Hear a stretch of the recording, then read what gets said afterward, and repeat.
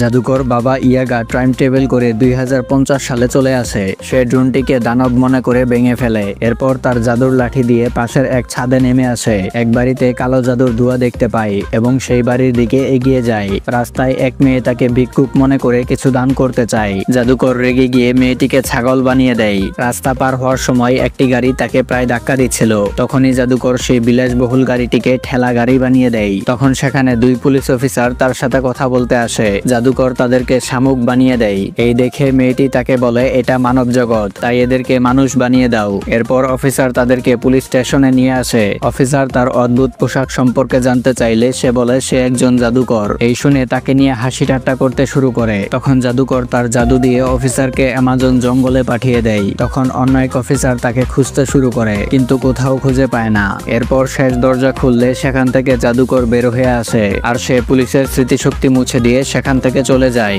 এদিকে সেই অফিসার এখনো অ্যামাজন জঙ্গলেই পড়ে আছে।